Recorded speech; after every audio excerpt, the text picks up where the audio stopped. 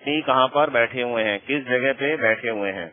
और आज की स्थिति शनि की देख लीजिए कि आज शनि कहाँ पर बैठे हुए हैं।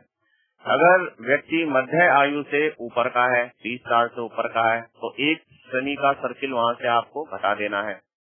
और अगर वो 30 से 60 के बीच का है तो दूसरा सर्किल उसका चल रहा होगा, 60 से ऊपर का होगा तो तीसरा सर्किल उसका चल रहा होगा। शनि की पोजीशन से आप बैक, क्योंकि एक राशि के अंदर 2.5 ईयर रहता है, तो बैक आपको कैलकुलेशन करते हुए आप उनके जो है 2.5 साल का एक फ्रेमवर्क है उसमें आप पहुंच जाएंगे कि हो सकता है जैसे किसी व्यक्ति की राशि के अंदर आप शनि की स्थिति को देख रहे हो।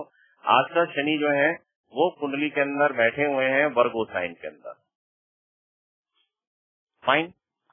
अब यहाँ पर वर्गो से लगभग निकलने वाले हैं, दिसंबर के महीने में निकल जाएंगे। 2.5 साल वर्गो का उनका पूरा हो चुका है। तो अगर हम 2.5 साल पीछे यहाँ पर चले जाएं तो लगभग 9 जो है 2009 जो है उस समय ये लियो साइन के अंदर जो है रहे होंगे। फिर इसमें से अब के बाद 3 हटा देते हैं और 2006 के अंदर ये जो है प्रवेश इनका जो रहा होगा, ये रहा होगा कैंसर साइन के अंदर। इस तरह से आप इसका वेरिएशन जो है वो बनाते हुए कि किस तारीख को शनि किस राशि में रहे होंगे और उनकी राशि में जहाँ पर शनि है वहाँ का एक पीरियड जो है 2.5 साल का पीरियड आप एक फ्रेमवर्क में ला सकते हैं कि ये व्यक्ति जो है इसका बर्थ मान लीजिए कि 2000 से 2002 के बीच में हुआ है। ये 2 या 2.5 साल के फ्रेमवर्क में पहुंच जाते हैं। इसके बाद आपको जुपिटर की पोजीशन देखनी है कि इन 2 सालों में जुपिटर जो है वो किस स्थान पर रहा है। ये आपको किसी पंचांग से एफिमेरिस से ये देख लेना है।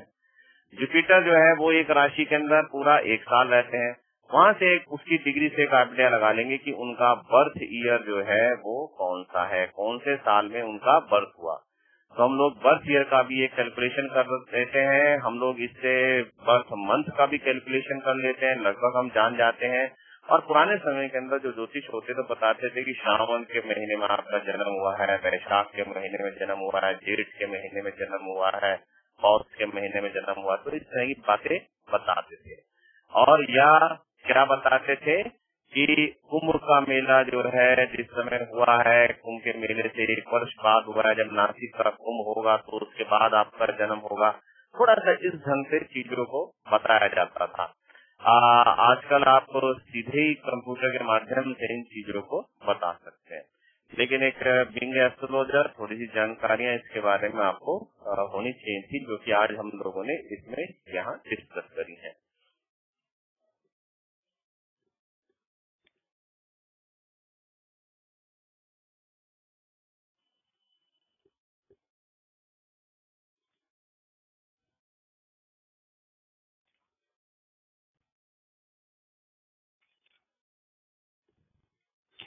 एक कुंडली के अंदर जब हम लोग बात करते हैं, बहुत सी हालांकि छोटी छोटी चीजें हैं, लेकिन एक ये भी आता है कि जो आपका नाम का अक्षर है वो देखने की बात आती है।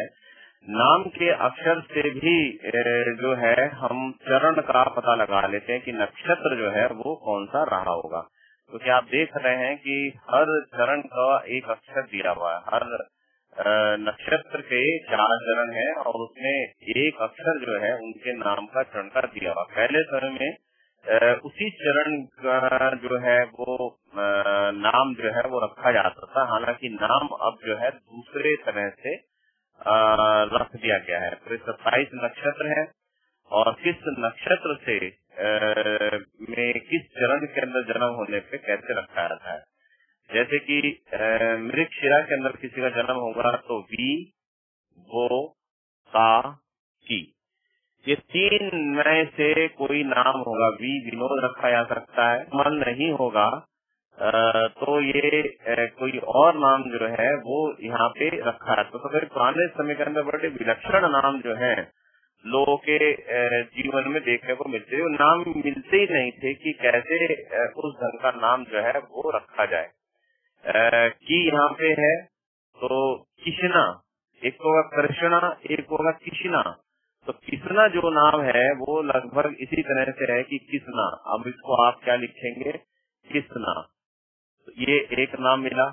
का से मुझे भी कोई नाम ध्यान नहीं आ रहा है कि का से क्या कोई नाम ले वह, लेकिन हाँ ध्यान इसी तरह से रखना है कि ये नाम जो है इसमें पहले अक्षर में वो पूरा पूरा रिपीट होना चाहिए जो आपके नाम का नक्षत्र है।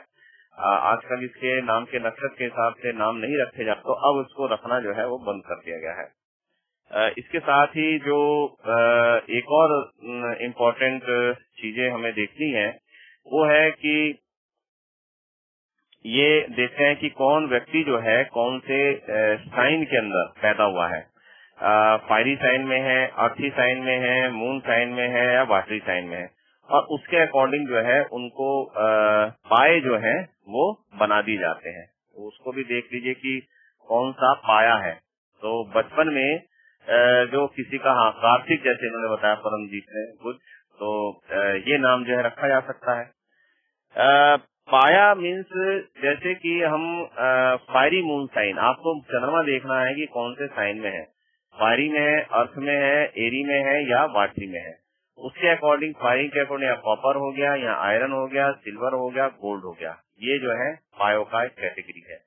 और जो इसकी ऑस्पिशियस डिग्री है पायो की, वो डिक्रीजिंग ऑर्डर के अंदर यहाँ पर लिखी गई है। सबसे अच्छा यानी कि आयरन का पाया जो है वो माना गया है, फिर गोल्ड, फिर कॉपर, फिर सिल्वर। इस तरह से ये इसको लिखा गया है यहाँ पे। सॉरी, उल्टा इसको कर रहे हैं कि सिल्वर, कॉपर, गोल्ड, आयरन, इस तरह से ये डिक्रीजिंग ऑर्डर के अंदर ये यहाँ पे लिखे गए हैं। तो सिल्वर में आप देखें कि किस को माना गया, एरी साइन को जो है स्थान दिया गया। एरी साइन के अंदर मून साइन है तो उसको सिल्वर माना गया। इसके बाद में जो है कॉपर है, कॉपर जो है फायरी साइन के अंदर, एरी के बाद में फायरी को एक स्थान दिया गया। फिर गोल्ड है, गोल्ड के कॉरेस्पॉन्डेंट जो इसमें रखा गया वो रखा गया है वाटर को। एंड देन आयरन और फिर अर्थ साइन। अर्थ साइन को सबसे लास्ट में रखने का एक कारण ये भी है कि अर्थ जो साइन में व्यक्ति को थोड़ा सा वो स्थिर प्रकृति का होने लगता है, बहुत ज्यादा इनोवेटिव जो है वो नहीं देखा गया। तो इस तरह से उसका एक आइडिया जो है, खास करके जो आपका ये व्यापारी वर्ग है, ये पायों को बहुत ज्यादा इम्पोर्टेंस देता है। तो उनके यहाँ पर जो है सिल्वर, कॉपर जो है ये अच्छे पाए जो माने आते हैं। और ये एरी साइन क्योंकि व्यापार का साइन है, इसलिए इसको थोड़ा सा ज्यादा तवज्जो जो है वो दी गई है।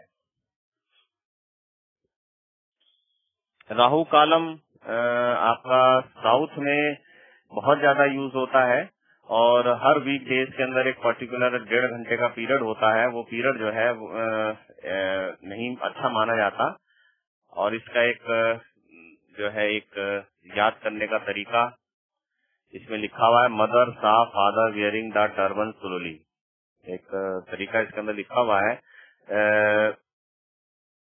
माँ मंडे, सा सैटरडे, फा Friday, W Wednesday, then Thursday, then turban, then slowly. और सुबह 7:30 बजे से ये शुरू होगा, 1.5 घंटे का रहेगा अगले दिन, और अगला फिर 9 से 10:30 का, फिर 10:30 से 12 का, 12 साढ़े 12 का। डेली ये जो है आता है। जैसे आज संडे है तो आज शाम को 6:30 साढ़े 4 बजे से लेके 6 बजे के बीच का कॉलम जो है राहु कॉलम कहा गया है। राहु कॉलम के अंदर कोई नया काम शुरू नहीं किया जाता है, ऑस्पिशियस नहीं माना जाता है। इस दौरान के अंदर कोई नया निर्णय नहीं लिया जाता है। तो ये माना जाता है कि राहु इस समय एक्टिव रहता है हमारे उसके ऊपर, और राहु के समय में लिया गया जो निर्णय है वो व्यक्ति हमेशा थोड़ा सा गलत निर्णय जो है वो ले लेता है, व्यक्ति भ्रम की स्थिति के अंदर रहता है। तो ऐसे समय में कहा गया कोई निर्णय लेना हो तो व्यक्ति थोड़ा शांत होके उस पीरियड को निकाल दे, तब फिर उसके अंदर वो अपना निर्णय ले या कोई बात करे। तो वैसे जनरल काम आप राहु कॉलम में सब कर सकते हैं। फाइन। गंडांत जो है वो देखा जाता है कि जो जंक्शन पॉइंट होता है नक्षत्र का या किसी भी साइन का, वो गंडांत माना जाता है। और गंडांत जो होता है ये अच्छा नहीं माना जाता। कोई भी जो अगर प्लेनेट है वो बिल्कुल अपने अंत में है, अपनी राशि के अंत में है या राशि के एकदम से शुरू में भी है, तो प्लेनेट शुभ नहीं माना जाएगा। इसी तरह से नक्षत्र बीज के बारे में भी यही बात कही गई है।